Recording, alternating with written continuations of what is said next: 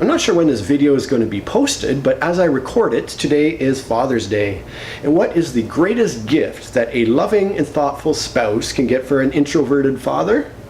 Alone time!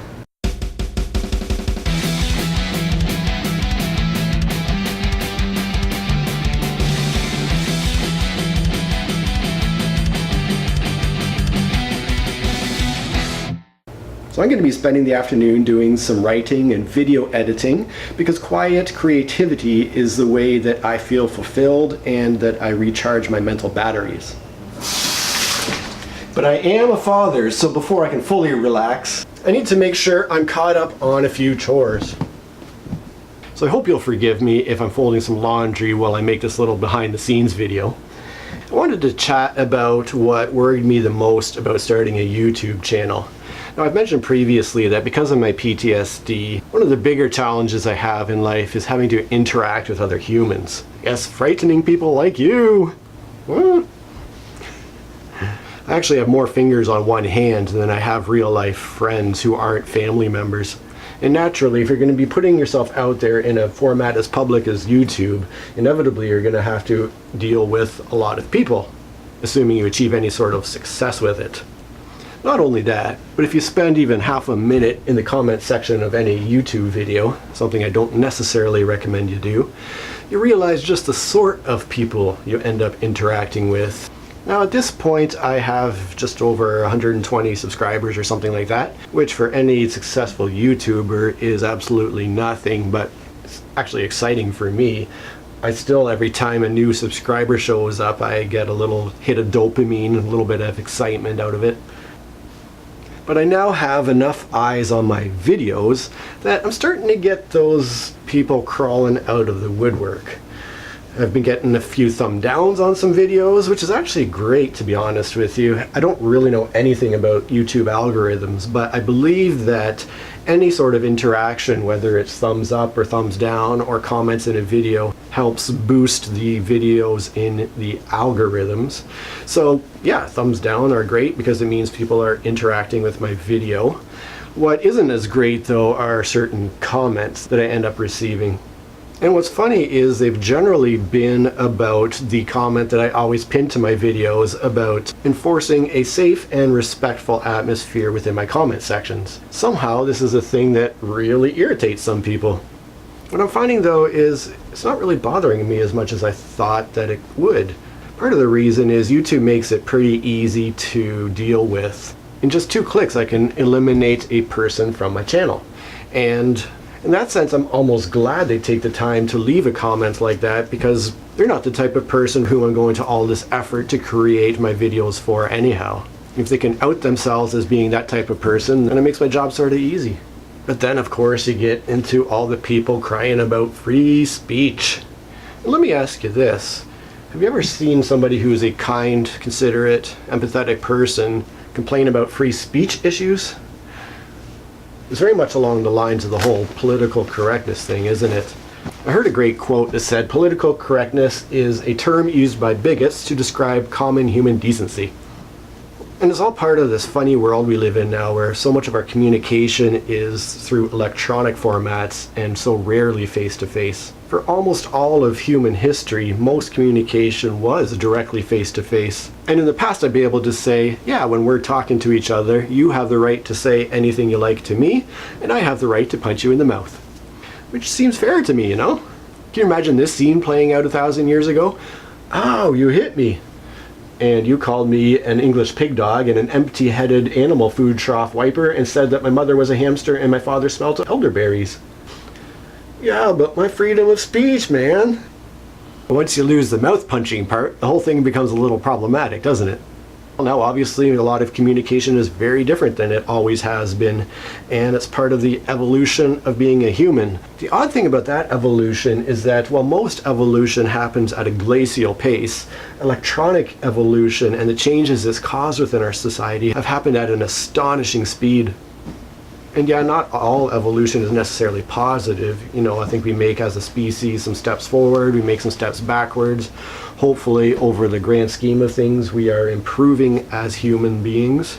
But I think the common factor is that all change is resisted. People just naturally find change to be a frightening thing. And so people will say, I've always been able to use that word in reference to that group of people. I've always been able to keep humans as property and make them work for free. Which, for starters, I want to say that if your life is so easy that taking half a second to think about how your words might affect somebody or a group of people is a hard thing and difficult trial, then man, I want your life.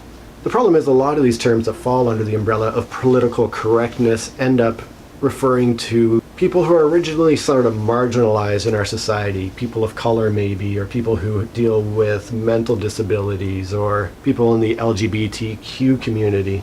These are people whose lives are already more difficult than my life and perhaps your life. And it seems downright crazy to me that people are complaining about the difficulty of having to talk nicely about people whose lives are so challenging. Despite all the incredible ways in which I've lucked out in life, being a white, straight, middle-class man who lives in a house in a Canadian suburb, my background is pretty dark. For nearly the first half of my 40-something years, I had to deal with significant abuse. And then there's been illness, which has been a huge factor from a very early age for me. Whatever, I won't go into a 40-something year long sob story for you, but the point is that I know what it's like to be abused and bullied and put down. And I know how words can impact a person. So that's why I simply don't want to leave any room for that sort of BS on my own YouTube channel. The internet's pretty big. For people who want to be that sort of person, there's a lot of places they can go to be that person. They can exercise as much free speech as they like in almost every area of their life. While we're on the topic of broader contexts, I just wanted to interject for a minute from a few days in the future with a nicely trimmed beard. I was just sitting here editing this video and thought that I should take a minute to pull back the context from an extremely narrow focus of my own tiny little YouTube channel to the broader issue of YouTube as a whole, because that's where we do actually run into some serious free speech issues.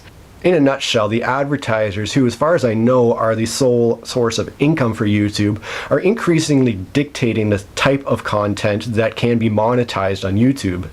In order for a video creator to make any money from all the hard work they put into making their videos, they have to conform to very strict standards for everything from the actual content of their video to the language that is used. Within this huge trawling net of censorship, everything is getting caught up, from true hate speech to somebody like LA Beast who simply wants to eat disgusting food for our entertainment. This does speak to a couple of broader societal problems, I think, one of which is that as a society we seem to undervalue artists and creators. The problem with having just one website now where video creators can potentially earn money is that they're faced with the problem of being able to truly express themselves creatively versus making the advertisers happy in order to be able to make money for their work. That leads into a second major problem, which is the control of information by major corporations in order to manipulate us as consumers. When the control of information and the creation of art are controlled by people who only have dollars in mind, that does lead to some real serious problems with free speech. So yeah, I just wanted to pull my head out of my own anus for half a minute to let you know that I'm not dismissing free speech issues, and that when I broaden my view beyond my own very narrow context, we do run into some real problems. But even though it might still look like amateur hour around my YouTube channel, I do put a ton of work into creating these videos, and I just want my little tiny corner of the internet, my grain of sand on this vast beach, to be a thoughtful, respectful, and happy place to be. I'm certainly not trying to turn the world into some kind of fascist dictatorship where Big Brother is watching your every word and move. And it's actually pretty funny that people who bring up these issues of free speech and political correctness pull out these extreme examples of what our world could turn into. Because if there's one thing I can promise you, it's that those who are working at being kind and respectful and considerate of other people are not the ones who are going to turn our country into some sort of fascist state. And that's the kind of person I want to be. I want to be somebody who acts kindly towards people. I want to be the opposite of the type of person who abused me as a child, who bullied me as a kid. Life is extremely hard for most of us. So why do I want to make life harder for anybody else by not treating them with respect? Of all the challenges I've been through, taking a second to think about my words and how they impact people really is not making my life any more difficult. And bringing it back around to Father's Day, I want to raise my kids in that same manner too. I want to raise them to be kind people, to think about other people, to think about how they affect the world around them. And I want my little YouTube channel here to be a place that they can go to watch videos if they want to. And that's part of the reason why I try to keep my videos and my channel family friendly. You know, I personally don't have a problem with cursing, but in general, I want to foster an environment here where absolutely anybody, kids, adults, marginalized folks, whoever, can come and just have a good time and listen to me chat about fun stuff like music and board games and books and whatever else I happen to be blabbing about. Maybe my channel will continue to grow. I hope it does. As much as I do want to get rid of toxic people from my channel, I don't like to lose subscribers. I want to continue to grow and have a lot more folks like you watch my videos. If it does keep growing, the reality is I'm going to have to deal with this more and more. And I don't know. More than anything, I guess at this point, it's pretty annoying to think that I might have to spend time and energy to monitor my comments and delete stuff when I could be using that to be creating and just making more videos and more content. And here's the other thing. Do you think it's people who are creating videos and putting effort into putting art into the world that are complaining about someone's content? Or do you think it's the passive viewer who's just taking the time to whine about these little details? So what am I trying to say with all this? Just that I hope you're having as much fun on my channel as I am. That I hope you do participate in discussions. That I hope it's not just a one-way street of me just talking to you while you sit there munching on some chips. But that you get involved in the discussion with me. And when you do, that you do it in a respectful and thoughtful manner. Even if you disagree with me. That's totally cool. I can handle people disagreeing with me. I welcome that. Why would I want everyone to sit in an echo chamber and agree with me? How uninteresting would that be? But you know what it is?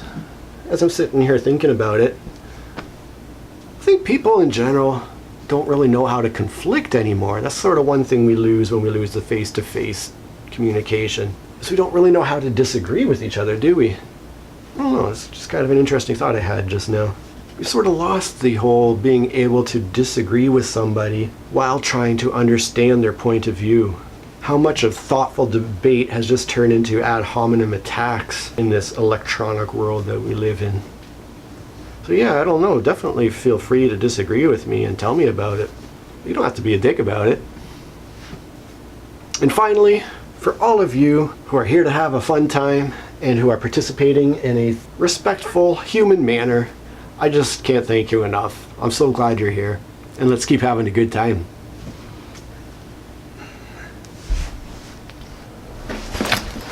So what do you think? Does that make any sense?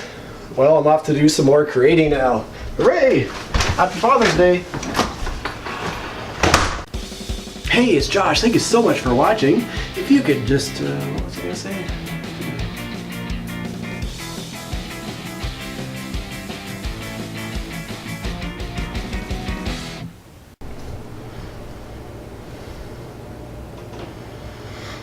I'm not sure when this video, my YouTube channel, but even though it is a bad, where was I going with that thought? And there's the other thing. Do you think it's people who are creating videos and putting efforts to, whose underwear is this?